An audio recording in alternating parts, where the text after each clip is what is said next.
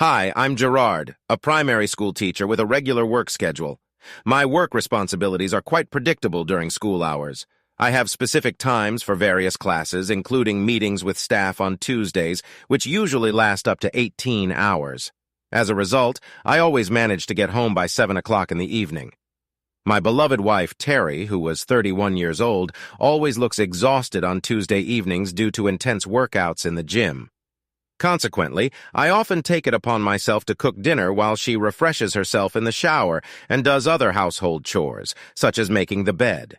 However, our routine was disrupted when the director of our school unexpectedly canceled the collective meeting for that day due to the sudden visit of the district inspector. Having regained my free time, I quickly returned to my classroom to finish work on my grades and realized that it was only 3.30. Taking advantage of the opportunity, I impulsively decided to go home earlier than scheduled to cook dinner and do the remaining chores around the house before Terry returned from the gym. Lately, she has been gradually distancing herself from me, and I hope that a romantic candle-lit dinner in a relaxed atmosphere, free from pressing household issues, would be able to revive the closeness and passion that we once shared. Our marriage has often been at the mercy of fate, usually related to financial problems.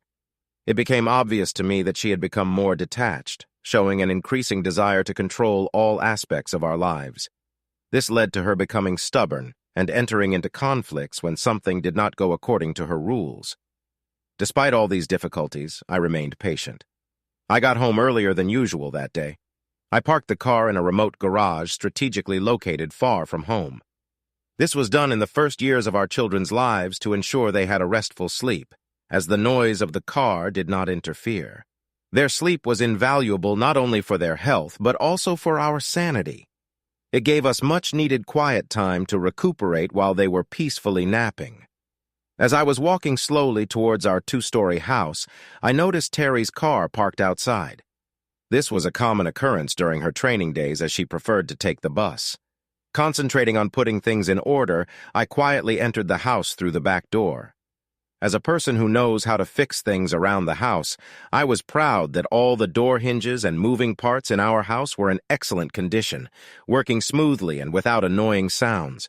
The sounds of smashing doors or creaking hinges were what really bothered us. But when I entered the kitchen, my attention was immediately drawn to Terry's purse, which was still on the table. I knew she would be very upset about this, as Terry always tried to keep her purse handy wherever she was. This unexpected sight diverted my attention from the usual cleaning and forced me to be more attentive to the surrounding details.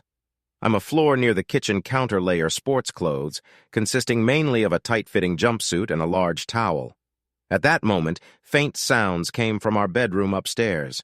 Perhaps Terry had suddenly fallen ill and was now upstairs, I naively assumed. I carefully climbed the carpeted stairs. The steps were soft and thoughtful. Suddenly, I almost tripped over men's shoes blocking the way. These were not my own shoes, and they did not match the long trousers, shirt, and trousers that came with them. When I climbed the remaining stairs, a chaotic picture appeared before my eyes. Scattered underwear and socks lay mixed with Terry's seductive underwear, the kind that was intended for special occasions such as a wedding anniversary. I did not expect such a sight. Being in complete silence, conflicting emotions overwhelmed me. When my rational mind came into conflict with the reality of my marriage experience, which had always been built on innocence, trust, and unshakable faith in the loyalty, love, and devotion of my wife, I froze in place. My body was covered with perspiration, my blood pressure dropped sharply, and my heart stopped beating for a moment. I had to sit down on the stairs to collect my thoughts. Time to thrust quickly turned into an unusual surge of anger. I'm usually characterized by a common, unflappable character, especially as a teacher working with a class consisting of 30 different children. But at that moment, that calmness left me suddenly. Adrenaline surged through my veins, and I experienced a feeling of rage that I had never encountered before. It was as if I had never been in a real fight before, and these emotions were completely alien to me. Nevertheless, despite the influx of these incomprehensible sensations, I tried to keep my composure with an anxious desire to learn more. I carefully climbed the stairs. Each step was quiet and cautious. The destination of my unhealthy curiosity turned out to be an unusual wardrobe from which you could get into both the bedroom and the bathroom. Passing through the bathroom, I found myself on the threshold of a spacious dressing room, which smoothly turned into a bedroom.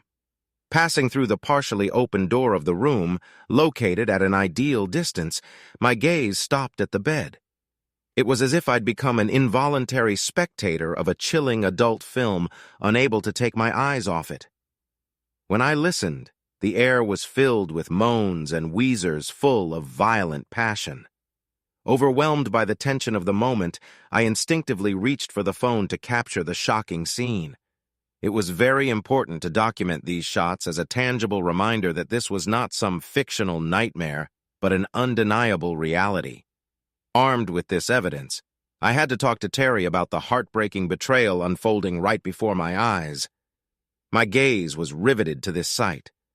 I could not tear myself away from the sight of my wife, my lover, the companion of my whole life, a person I trusted unconditionally, the mother of our adult children, and a woman who in her 40s diligently maintained her physical shape by helping local charities and expressing her unwavering love for me.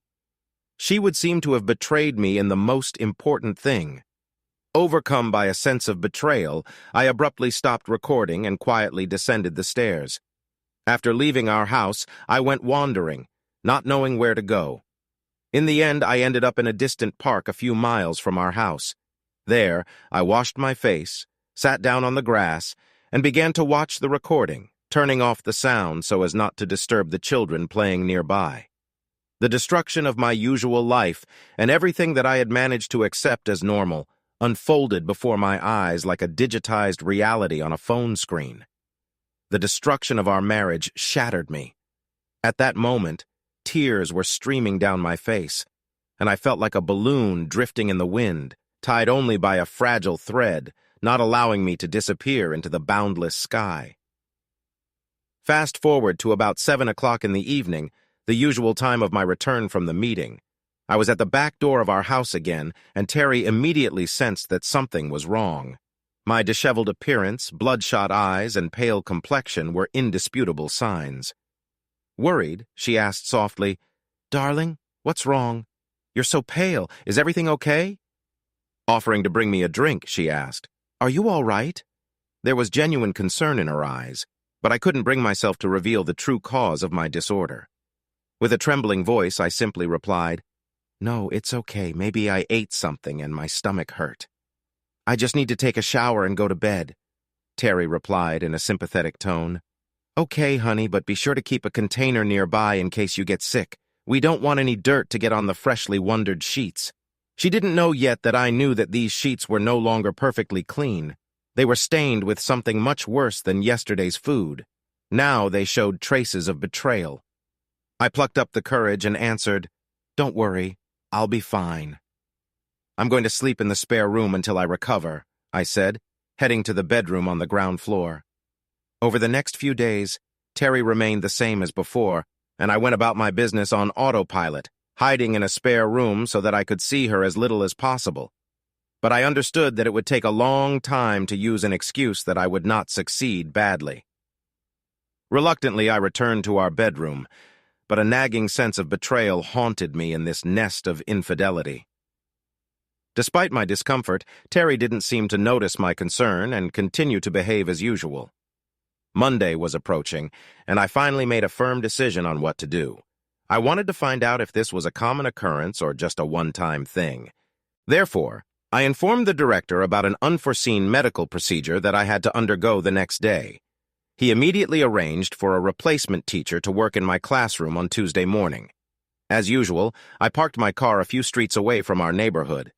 Then I quietly returned to our street, trying not to catch the eyes of the neighbors. Milling the back entrances to the yards located next to our house, I headed to the garage located at the back of the plot. There, I changed into comfortable clothes and put on soft socks so that the steps were quiet. The waiting game had begun. Unexpectedly crossing the threshold of my house last Tuesday, I remembered that there was not a single additional car parked in our driveway. Therefore, I could not count on the sound of a car approaching to notify me of the arrival of guests. I had to rely on my own feelings. Cautiously on tiptoe, I made my way through the garden, bypassing the hedges and shrubs that we had thoughtfully planted for privacy from the road. Finally, I found a place where our front door was clearly visible, but at the same time I was covered with foliage. Being patiently in place, I could hear Terry going about her daily business, completely oblivious to my presence. It was obvious that she was completely confident in the usual sequence of events. The dishwasher was bustling in the kitchen, the living room was being cleaned, vacuumed, dusted. This routine lasted until about 11:30. Then Terry went upstairs. I could hear the sounds of the shower, then silence, and then the sound of the toilet flushing. After about 45 minutes, she came down the stairs and left the front door ajar. I didn't have to wait long. Around 12:30 he appeared. I didn't know who he was, but he entered through the left side of our gate. My phone took a 10-second video recording, capturing side profiles and even an almost straight view of his face. Without hesitation, he quickly walked inside through the door. The next words that reached my ear sent shivers down my spine. "Hi, sweetheart. I hope you're ready for another intense workout," he said. Terry's response sounded natural, of course. "You always like it when I wear this. I sometimes wonder if they don't captivate you so much." Perhaps it was these exchanges that strengthened my suspicions. It was not a fleeting meeting, but a constant affair. The careful scheme of their intimate meeting suggested a well-rehearsed routine. Having watched enough, I dared not continue watching from my place since entering the house meant bringing trouble upon myself. They had just entered the bedroom and I, trying to regain my composure, headed to the garage. My heart was pounding uncontrollably, demanding a moment of calm, but curiosity forced me to delve deeper into this mystery. Who, where, and why? How do I tell Terry that I know about her cheating? What exactly is she up to? All this information hit me like a whirlwind, completely turning my world upside down. Dawn on me that I would never be able to love my wife. Terry the way I used to. The betrayal was too deep. I understood that some people believe that with proper consultation and a certain degree of dedication on both sides, such situations can be overcome. But it was quite obvious that Terry's commitment level was alarmingly low. From now on, I would never be able to fully enjoy her intimate relationship with her. I didn't notice any traces of the use of protective equipment anywhere. Recently, sex had become a rare phenomenon, and it was obvious if she is engaged in intimacy with another man and does not talk about it openly, then who knows what else she can get infected with. The why was the biggest concern. Why was she looking for intimacy elsewhere, and why didn't she inform me of her wishes in advance? It suddenly dawned on me that this act of intimate betrayal was just a symptom of a much deeper problem, a lack of trust and unwillingness to share intimacy. My marriage was in complete disarray, and she destroyed the foundation of our relationship. I couldn't help but wonder when and where it all started. I knew that Terry had been going to the gym for at least 2 years. The gym she went to was only 2 bus stops from our house and was popular with several married ladies in our neighborhood.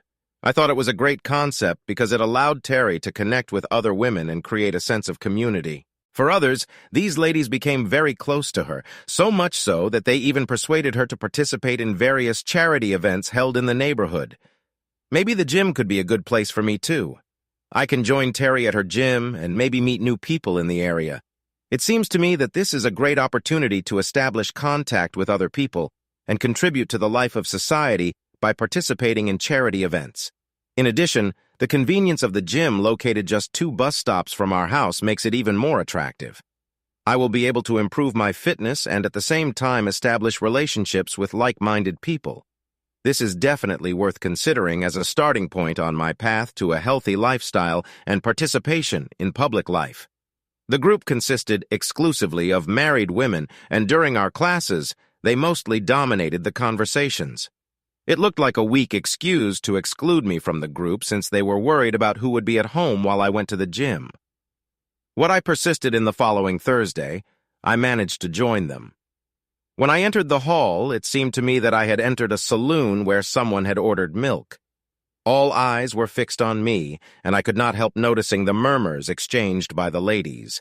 Terry assured me that they just weren't used to seeing her accompanied during regular gym sessions. The lesson began with the usual warm-up and stretching exercises. Then, for an hour and a half, we alternated exercises at the stations, ensuring that each muscle group was properly worked out. I continued to study as long as possible, but after about 45 minutes, I felt that I needed to pause and take a breath. It became obvious that my blood sugar level was falling, which required immediate consumption of sweet treats. Realizing this, I took a break to eat marmalade, and Terry was sympathetic to my need. Sitting down on the next chair, I began to watch Terry more closely, and it became noticeable that she was visibly worried. Her gaze kept darting towards the staff area where the instructors were coming out into the main hall. Gradually, I began to pay closer attention to the gym around me. It was like any other gym that can be found anywhere in the world. Exercise machines were scattered around, and at each station, there was a wall mirror allowing you to assess your posture and muscle relief at any time. With curiosity, I walked around the hall until my gaze stopped at the wall with information about the staff, located near the exit of the hall. I approached it, partly to distract myself and pass the time until the end of classes with Terry. The photo at the top caught my attention. After reading the description, I saw a woman whose age was difficult to determine but undoubtedly had a good figure and exceptional physical fitness. I couldn't help but think about her impressive figure. Her name was Elizabeth Wiles, the director and owner of the establishment. Next, her name was a contact mobile phone number and working hours. After her photo, I noticed 3 more people, 2 women and 1 man. At that moment, I stopped. The man in the photo turned out to be Terry's lover. This was the same man who, with the ardent consent of my wife, entered into an affair. Curiosity got the better of me, and I continued reading his description. And so, Mr. Philippe Blunt, a respected leader in the field of training, regiment planning, and personal body training. After writing down his phone number, I accidentally looked at Terry and realized that she was no longer at the station where I had last seen her. Intrigued, I repeated my journey and carefully examined all the stations in search of my wife. After a while, I noticed her engaged, as it seemed to me, in a tense conversation with a man who was partially hidden by the lifting mechanism. Apparently, the man was standing at the entrance to the service area, and he was obviously not allowed inside. She gave him the signal to leave and hurried back to the station where she was waiting. Not knowing about my observation and the conversation that took place, she did not guess about my growing anger. This feeling was unfamiliar to me, and when Terry eventually returned to where I was sitting, she immediately noticed my anxious state. "Are you okay?" "What is it?" she asked anxiously. "Do you need some time to stabilize your blood sugar?" I replied, "Yes, but everything is fine now. Are you ready to go?" When she wanted to answer my question, Miss Wells announced on the speakerphone in the gym. I noticed Terry's silent reaction. The usual final exercise session for today was canceled due to the fact that Mr. Blunt suddenly fell ill and had to leave. A chorus of groans swept through the hall, clearly indicating that most of the women present were looking forward to his classes. Intrigued, I thought about the significance of this fact and decided that it requires further study. Saying Terry's relief, I said, "Let's go." In a hurry, she quickly gathered her towel and purse in a specially designated place where everyone keeps their things during training.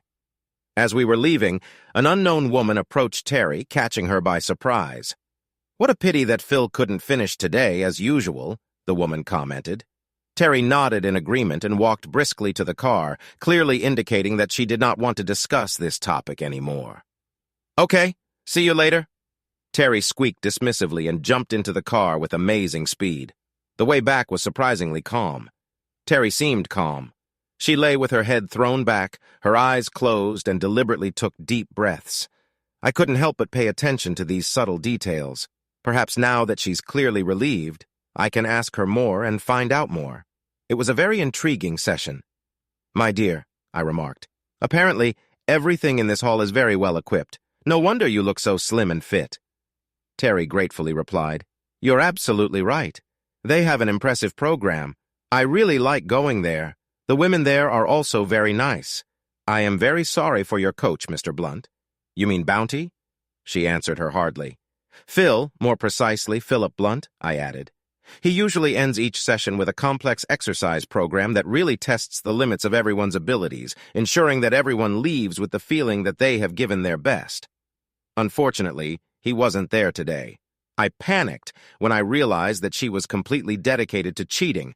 I was well aware of the extent to which he pushes your body to the limit, but all I could say was an indecisive, "Well, yes, perhaps by next Thursday he will start feeling better again." I couldn't help but think about the upcoming meeting between my wife and Mr. Blunt, scheduled for next Thursday. It was time to focus and prepare for the following week. I found myself on school pickup duty. For those unfamiliar with this term, it means that teachers monitor the area where parents can pick up their children by car. As a rule, this is a chaotic space where children can't wait to get home, communicate with friends, and find their parents.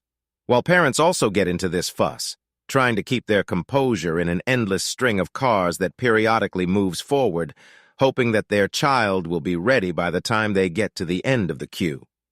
To my surprise, as the time neared the end, a car pulled up and behind the wheel was the same woman who tried to talk to Terry during yesterday's gym class. "Hello," she greeted me. "I'm sorry, but I'm not familiar with this whole process and I completely forgot about the time. My son, Timothy, according to the teachers, is here. We often encounter such a situation, especially if someone has come to school recently. I promised to go and look for him while my colleague looks after the rest of the children." As I approached Timothy's classroom, I noticed that he was talking to another student.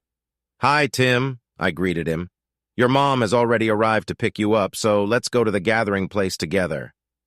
He looked slightly taken aback by my statement.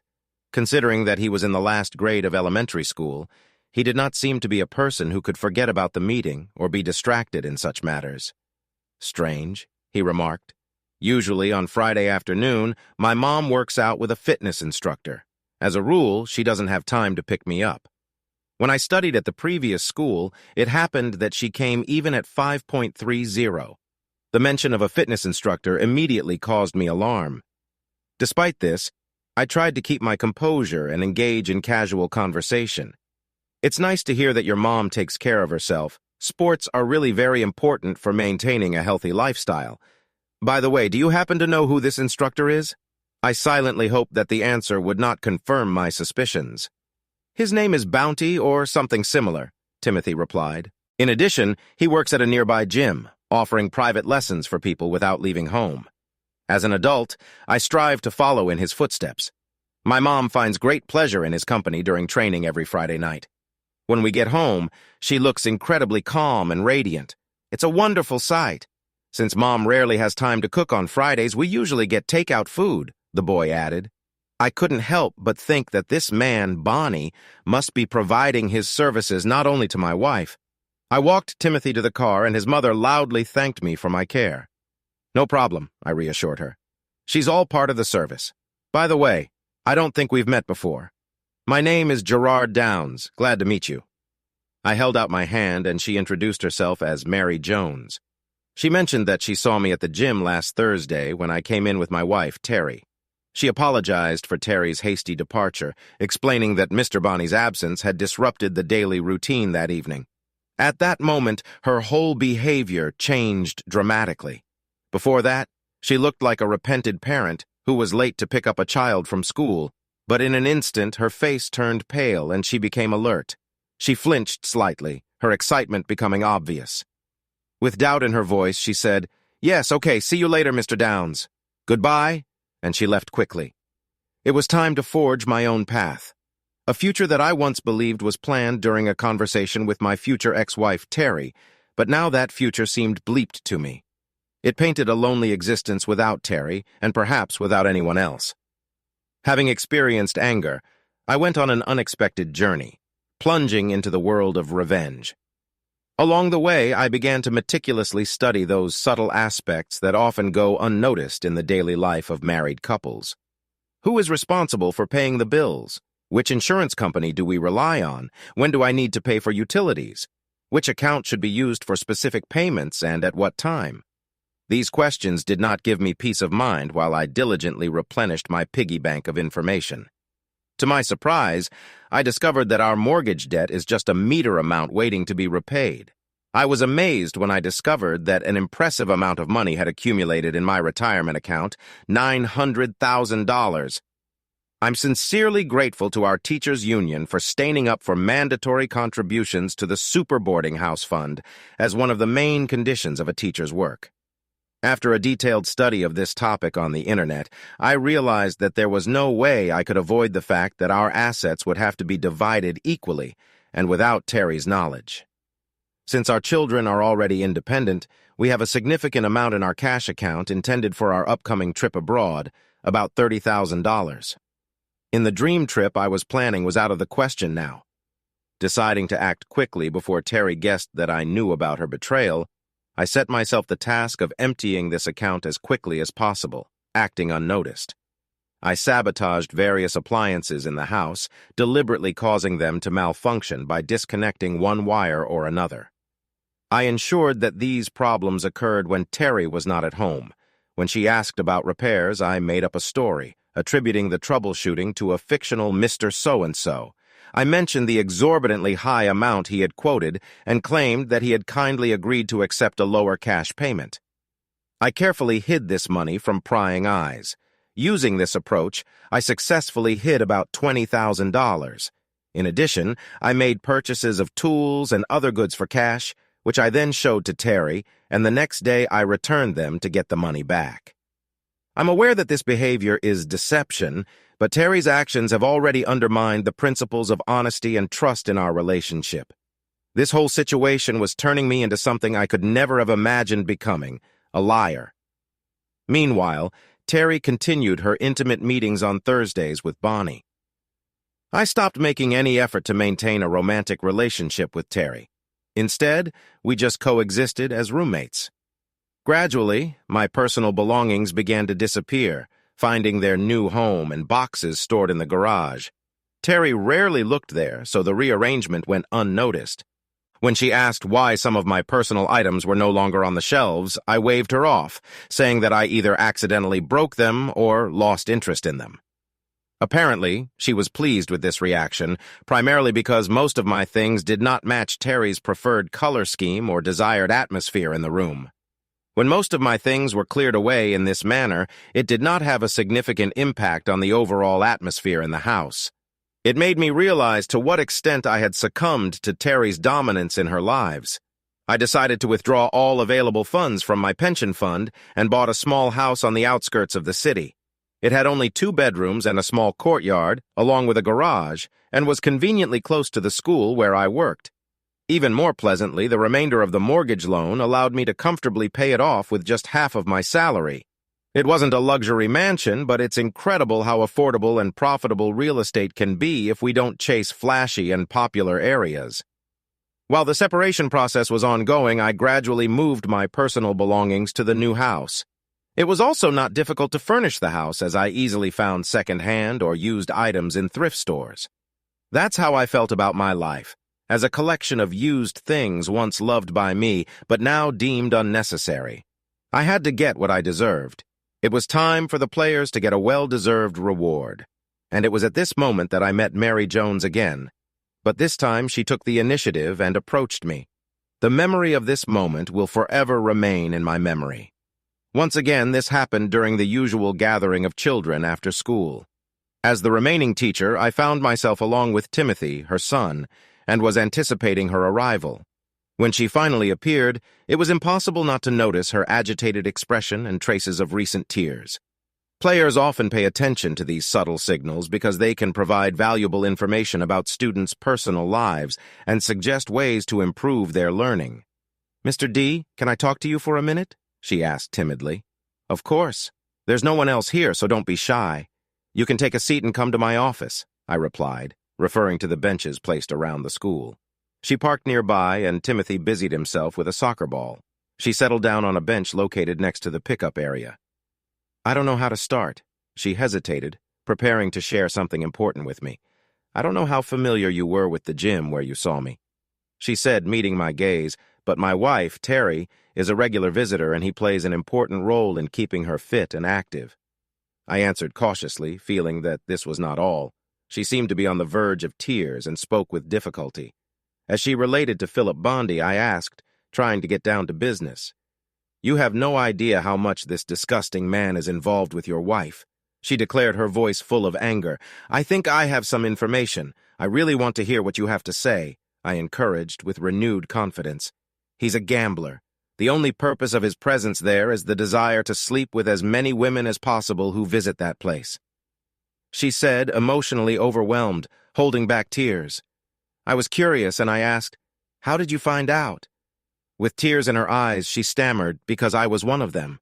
Emotionally overwhelmed, she explained with tears in her eyes, "I'm telling you about this only because I finally realized who he really is, and more importantly, what he is." Taking a deep breath, she continued, "A week ago, we had a regular, intimate relationship. He came to meet every Friday around 12:30. Don't get me wrong, he was truly skilled, a master of his craft. He had the ability to ignite every part of my being." Lost in her thoughts, she looked longingly at the sky as if we're living the moments they spent together. My gaze followed her example, but with a different purpose. I also remembered her meetings, but not with such longing. "I'm sorry," she continued regretfully. "I cherished our share experiences, but they ended abruptly when he replaced me without explanation. It's like I was just thrown out. I hoped for our future, but alas, this was not to be. Having experienced a divorce, I longed for the affection and companionship that marriage gives. I was hoping to experience it again, but with him. But my expectations were shattered when he caught me by surprise with his unexpected behavior. I was completely stunned. How could this woman consider it acceptable to divulge all this information to me? Obviously, she was very angry. I hurried to answer, realizing that marital relations do not always coincide with our ideas.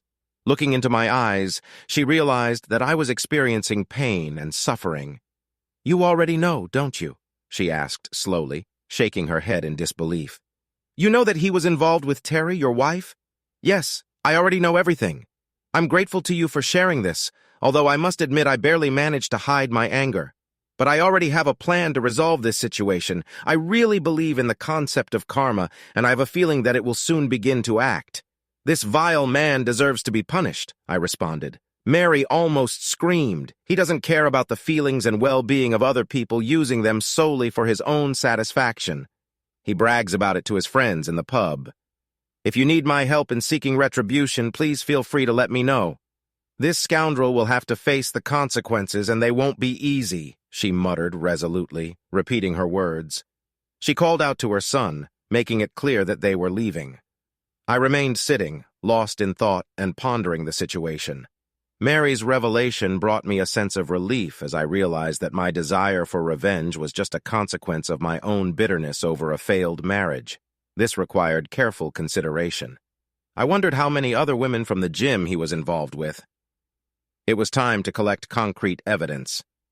I couldn't help but notice his stamina, although it seemed that even the devil himself never gets tired. After finding out that he visits this place every day except on Mondays when the gym is closed, I remembered the phone number posted on the gym wall. Using the white pages of the phone book, I tracked this number to an address located just 3 blocks from our house. It became clear why this file guide could easily walk to our house and enter into an illicit relationship with my future ex-wife. Informed Terry of his intention to take a walk every day around 5 p.m., citing his specialist's recommendation. Fortunately, this was a plausible excuse. Terry had no desire to go with me, knowing that it would not interfere with her secret meetings. So everything went without problems. During my first evening walk, I immediately went to Bondi's house and noticed that he lived in an apartment on the ground floor of an apartment building. Noticing his absence, I settled down nearby and waited for his arrival. As it seemed to me, he had to come around 6 o'clock since he constantly disappeared from our house long before that. As expected, he entered his apartment a few minutes before 6, and this happened every day when it could go out for a walk, with the exception of the day of the meeting with the staff, which coincidentally fell on a day when it could not go. I suspected that he does this every time the gym is open. Curiosity was bothering me, and I reflected that every day he has another woman with whom he is fond. Deciding to get to the truth, I began to find out if he had other women. My daily walks gradually became earlier and earlier, solely to observe his whereabouts and actions. In the end, I decided to take a whole week off and devote it only to this investigation. Armed with the necessary tools, I quietly purchased a long-range listening device in an electronics store, which was not supposed to resemble a noticeable satellite dish. I purchased 5 full-color HD cameras with voice and motion activation. In addition, I purchased an additional portable hard drive to store all the digital evidence. Having purchased everything I needed on Monday, I started installing one of the cameras in Bondi's apartment. Fortunately, the apartment was not very large, but rather resembled a 2-room apartment with a spacious living room and a kitchen-inning room.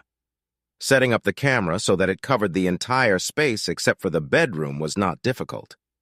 I waited patiently until he left for the gym, giving me the perfect opportunity to get the keys to the apartment from their predictable hiding place under the rug. How cliché, I thought, unable to resist grinning at his lack of creativity. After making sure that the camera was working properly, I quickly left. From that moment on, every movement and sound in his apartment activated the camera and microphone, instantly transmitting video and sound to my computer. The footage, with date marks, was carefully preserved for later use. The system started working as soon as Bonnie got home on Monday evening. Before going to bed around 9 o'clock on Tuesday evening, great shots were taken of him enjoying a takeaway meal while sitting in front of the TV. Taking advantage of the fact that the gym was closed, I patiently waited until it was closed and got inside through the often unnoticed back door. Fortunately, luck was on my side. I installed the next camera in a secluded room at the back of the hall where clients underwent an individual health assessment. This place was often used by Bonnie for her intimate activities. Reflecting on my actions, I couldn't help but wonder what kind of person I had become to place cameras in other people's possessions and engage in invasive espionage. What could all this lead to? On Wednesday, I patiently waited until Terry left for groceries and quietly installed the 3rd and 4th cameras in our bedroom and living room. After reviewing the recordings made on Tuesday, I was shocked by what I saw and heard. Although I could not fully understand the context, Bonnie woke up immediately and left the house to return later with breakfast. It annoyed me that lazy Bonnie couldn't even make himself breakfast. He stayed at home until the gym opened and left at 10:30. But during his stay, he made an intriguing phone call. I heard him say, "Julie, hi, it's Philosophy." "Has he left yet?" "Of course. Then I'll see you at 12:30 at your house. Don't forget to wear the outfit I was talking about." "Don't worry, I'll be careful when I come to you." "Did you say he'd begun for 3 days?" "Well, maybe I can come also on Thursday and Friday. Let's talk about it later today, my love." Having said that, he ended the conversation with notice of a lease. I wondered how he would explain his act to Terry. On Thursday, I went to the garage with a computer and waited patiently for the stormy events to begin. Almost immediately, recording from Bonnie's camera appeared on the screen. When he woke up, he went out for breakfast and then came back and called. He dialed Terry's number and the camera recorded both sides of the conversation. "Hi, this is Philosophy. How are you doing?" Phil spoke flirtatiously, but Terry warned him not to talk like that on the phone because you never know who might be listening. Terry noted that I had already left for work, and they agreed to meet at the usual time at 12:30. Mary, a parent from school, is ready to help me. I asked her to compile a list of women with whom Bonnie was involved or had a relationship. She got down to business with great enthusiasm and collected names and addresses in just a week. To my horror and disappointment, Terry's name was included in the list. By this time, I had almost torn myself away from our house. I hesitate to call it home because it has lost all sentimental meaning. Now, it was just a house. Terry once mentioned that it seemed unusually empty lately. I casually explained that I was actively getting rid of my junk. She accepted my answer without caring about her own junk. In addition to the fact that she got an extra place to store her things from the garage were moved to my new home. In order to completely vacate the room, it remained only to quickly, in 20 minutes, collect the remaining things and leave in my car. Before that, I had already sought the advice of a divorce lawyer, and all the necessary documents were carefully prepared and ready for transfer at any time. The financial issues were resolved, and I successfully transferred the entire amount spent on vacation to my personal bank account. To be fully prepared, I diligently kept all the receipts for imaginary purchases in a neat folder so that they could be easily found if necessary. I made significant changes to my financial arrangements. First, I updated the beneficiaries of my superannuation fund, specifying our children as recipients. In addition, I have withdrawn all available funds from the account. I've also taken steps to separate my personal finances, such as setting up individual accounts, credit cards, and insurance policies to ensure the full transfer of ownership. I transferred Terry's car, including registration and insurance, exclusively to her name, placing all responsibility for an honor. Unfortunately, I had no authority over the house, so I had to rely on the court's decisions regarding its fate. In addition, I purchased a new mobile phone registered only in my name and made sure that its number was not included in the list to ensure confidentiality. In this regard, I gave up the old phone. I have put together a collection of gifts for every husband or partner associated with the women mentioned by Mary. Each package contained information about places where Bonnie had intimate relations with their spouses. I also provided Bonnie's personal details, such as his name and address, to address the issue of unprotected intimate contacts. Additionally, I included the address of a local intimate health clinic in the package. In addition, I took the initiative and sent a detailed letter to the owner of the gym, in which I advised him to have a serious talk with his chief instructor.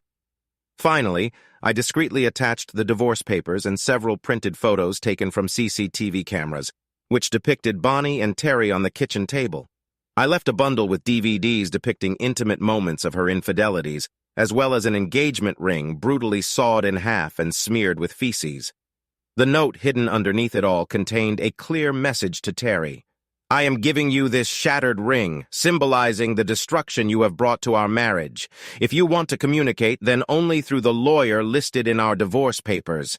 I have taken all necessary measures to prohibit you from entering the school grounds, so please refrain from trying to contact me there. Causing the disturbance on school grounds will immediately lead to police intervention. Our children have been informed of your dirty infidelities in order to clarify the reason for our breakup and prevent false accusations. I took precautions and sent copies of the DVDs to the relevant parties. After that, I moved to a new place of residence, anticipating the inevitable consequences, and indeed, they unfolded with great intensity. Surprisingly, local media reported about a scandal with a gym located nearby, which led to its closure in the departure of the owner from the city. Another incident, a former gym instructor was found in a gateway in the city center, who was allegedly attacked by an unknown group of men. The number of applications for divorce in the local court has sharply increased, which caused a wave of houses for sale. I'm one of the fateful days. Terry returned home and was greeted with my parting gifts, which made her faint. Terrified by the scream, the neighbors saw Terry collapse to the floor. An observant elderly neighbor, a strong woman of about 70, did not immediately pay attention to the package accompanying him, quickly understanding the reason for Terry's collapse. She once again confirmed her acute intuition. Before leaving the house, she made sure to call the rescue service, leaving the door ajar. Later, Terry tried to contact me. Despite her best efforts, she couldn't reach me on any of the available phones. Desperate to meet me, she decided to come to our school but was detained by the authorities.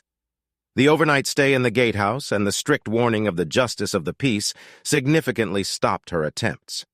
Our children, expressing their disapproval unconditionally, made it clear that they think of a man who so shamelessly betrays his spouse. Fortunately, both I and our children, unlike Terry, inherited more principled views on loyalty. In the end, the divorce was finalized and the remaining financial issues were resolved in the usual manner. As a result, Terry was forced to sell the house. After receiving the money, she was able to run an apartment on the outskirts of the city where she currently lives. She was ashamed to appear on the street and in society. She was recognized everywhere and poked at her with a finger. Her identity was recognized, and every time she went out into the city, she was met with disapproving looks and whispered ridicule. The overwhelming despair of this rejection and humiliation eventually pushed her to go to a psychiatric clinic. It also turned out that Bonnie infected many women, including Terry, with syphilis. She soon fell into a deep depression. Our children, just like me, did not want to communicate with their shameful mother, and I live in my small house. I can't forgive my cheating ex-wife. Story 2.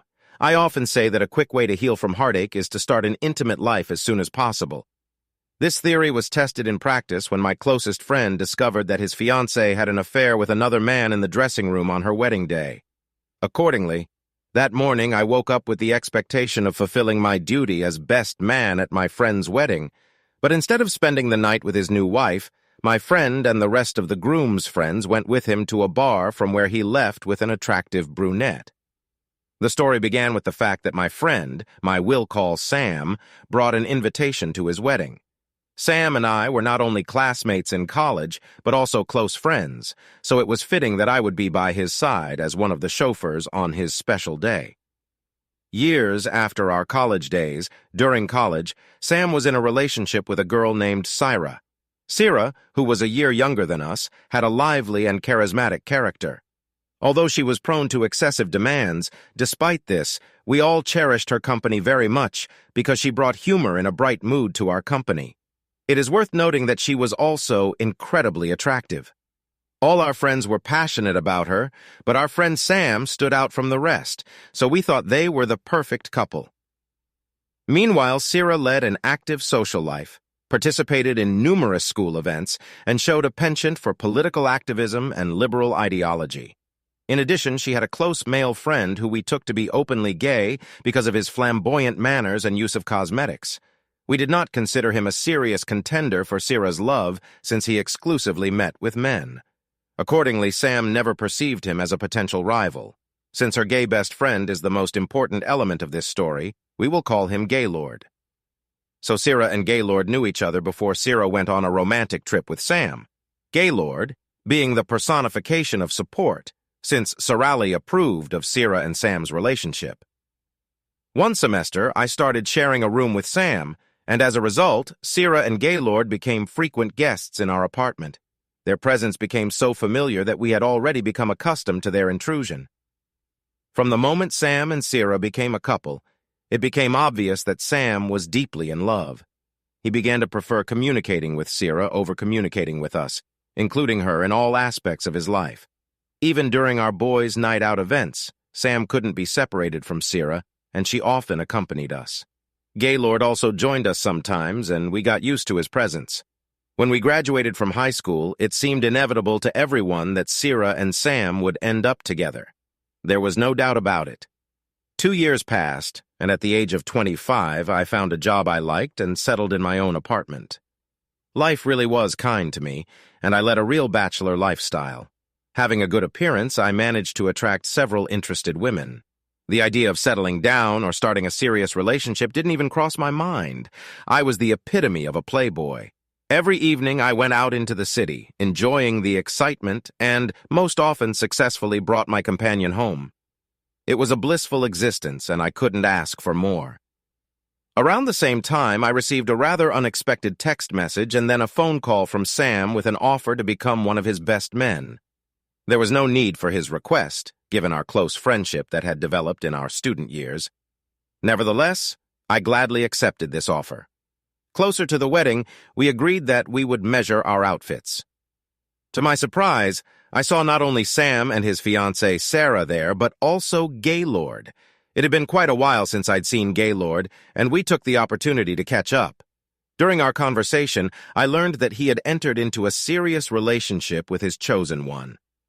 Gaylord not only coped well with his work outside the city, but also found time to attend the wedding. It is not surprising that he and Sarah remained the closest friends living in the same city. During this period, I also had the pleasure of meeting Sam's younger sister, who seemed to me very intriguing. However, I made a conscious decision not to go beyond friendly relations out of respect for my friend. Despite this, the mutual understanding between us remained, and we often engaged in light banter at every opportunity. When the wedding day came, I ordered an Uber car, which took me to an elegant mansion rented for this event. We had the opportunity to capture some beautiful moments of the wedding in the magnificent mansion. I was pleased to meet all the important people, including the groom's close relatives who acted as best men and bride's mates. In addition, many of our classmates attended the wedding. The program of the day included an elegant wedding ceremony in white tones, followed by a reception on a stunning beach.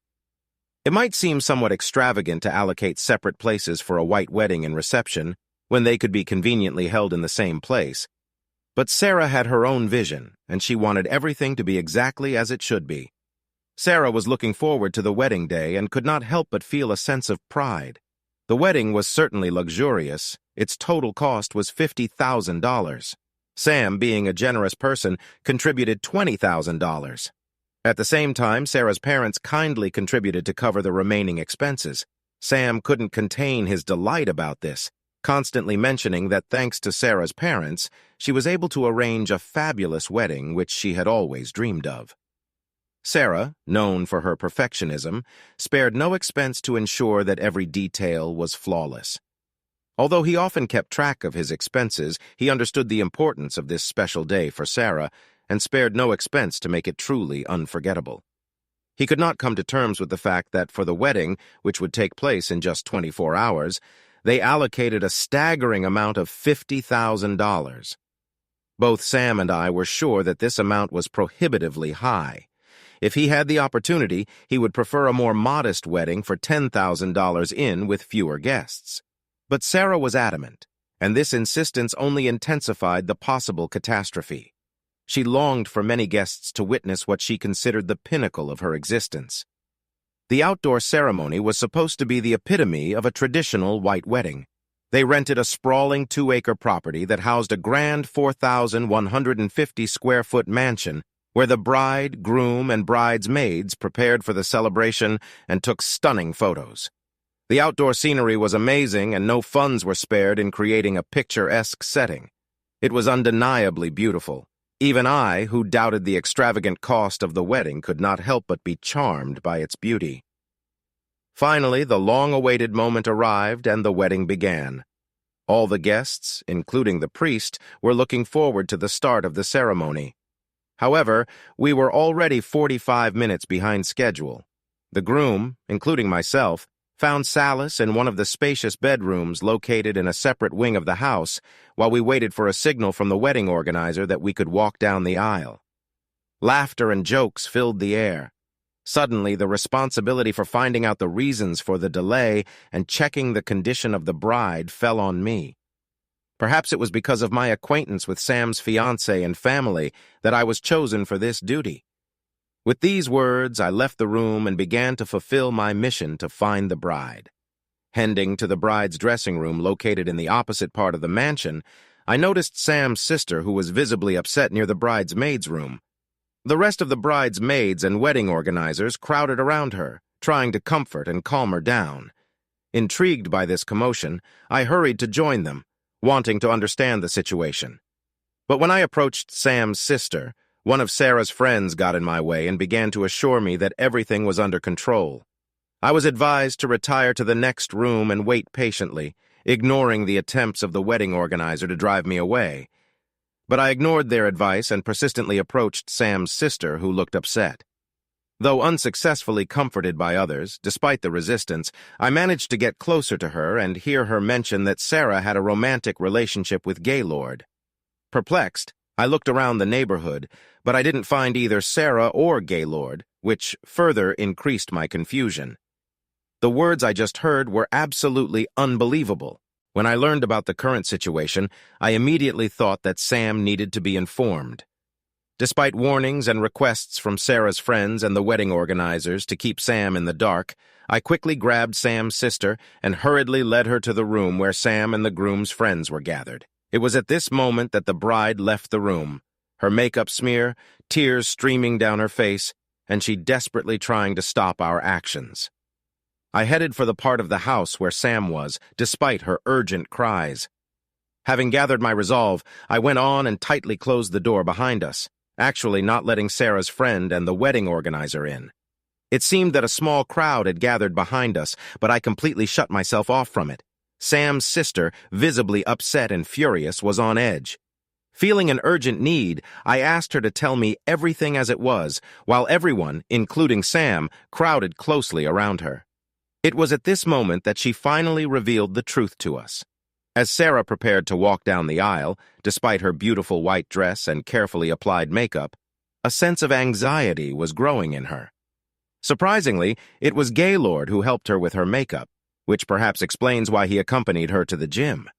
By coincidence, Sam's sister realized that she had forgotten something important in her bag, which was in the same room. Without hesitation, she returned for it and found that the room was unlocked. To her horror and shock, she stumbled upon an unpleasant scene. Sarah and Gaylord were making love. There was a scene on the bed that caused her to suddenly scream. In an instant, a whole flurry of interested persons burst into the room. Sarah and Gaylord desperately begged, insisting that it was all a misunderstanding, and asked Sam's sister not to divulge the truth. However, Sam's sister was in a state of panic. Her anxiety was palpable as the chaos escalated. She rushed into the room, clutching at some sharp object with trembling hands. When they saw the consequences of their actions, a shocking realization dawned on them. They frantically urged Sam's sister to be silent, but her hysteria did not stop. Outside the room, it was at this moment that I entered the room and witnessed the unfolding commotion. The look on Sam's face when he heard this story is etched in my memory. His hands were raised above his head, and all he could say was, "Oh my God!"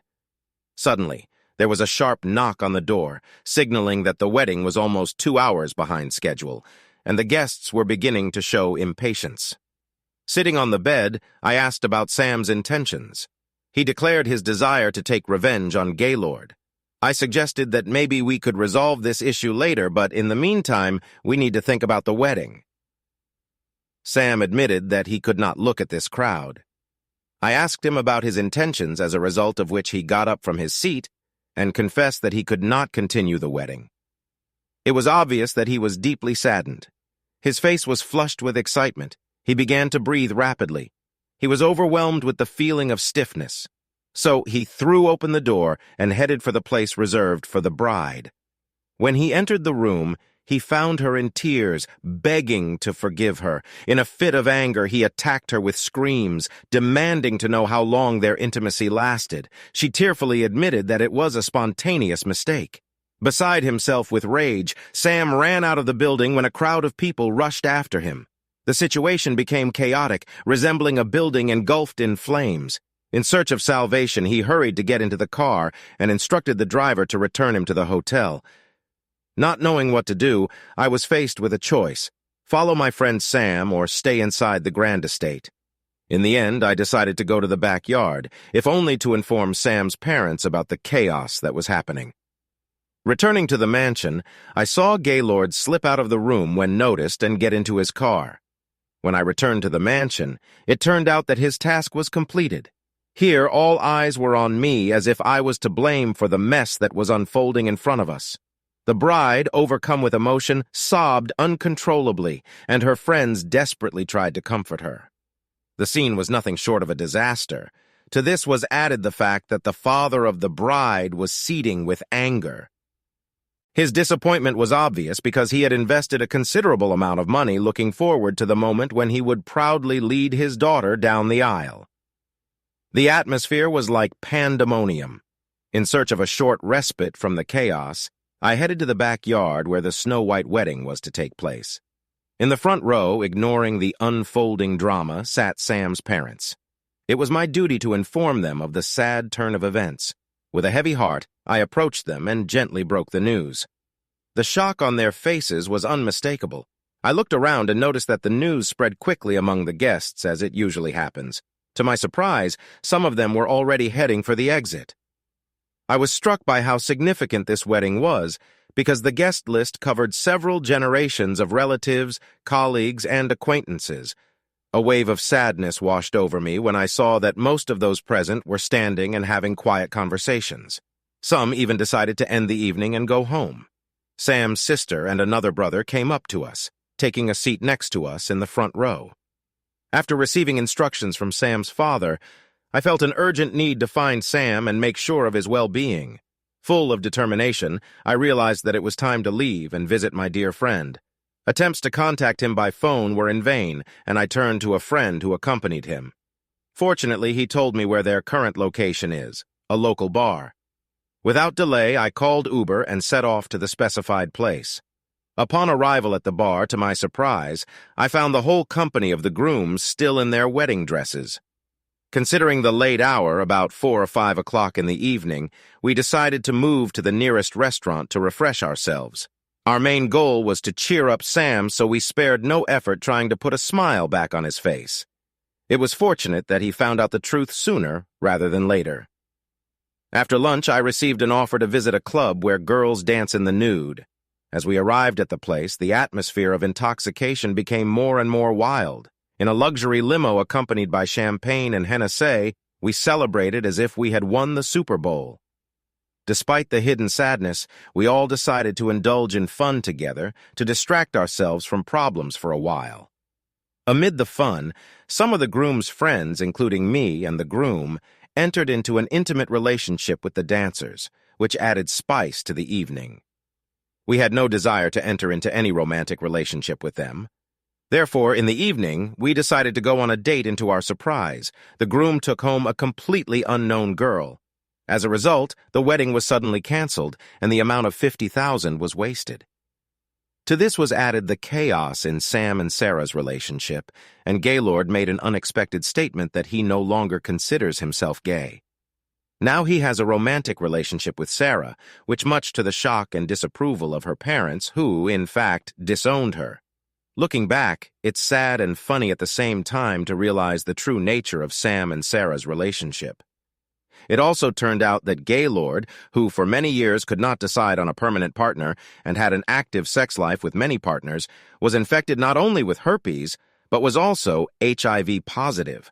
The funny thing is that Sarah knew about his HIV infection and entered into an unprotected, intimate relationship with him, but she did not know about herpes. And, of course, the infection was transmitted to her. When Sarah discovered that she was also ill, she made a scandal to Gaylord. Then he disappeared from the city. Sarah was left alone, useless to anyone, even to her once beloved family, and even with a whole bunch of venereal diseases.